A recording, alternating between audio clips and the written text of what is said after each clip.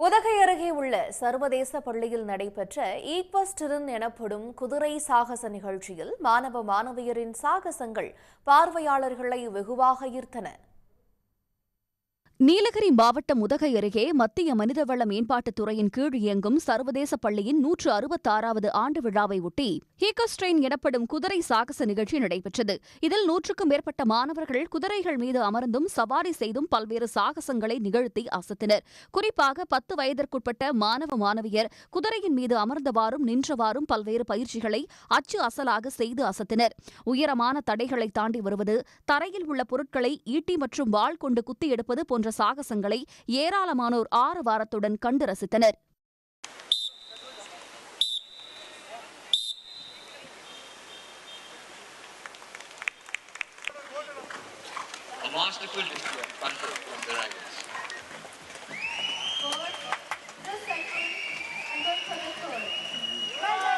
உடனுக்குடன் செய்திகளை தெரிந்து கொள்ள சன் நியூஸ் பெல் ஐகானை கிளிக் பண்ணுங்க.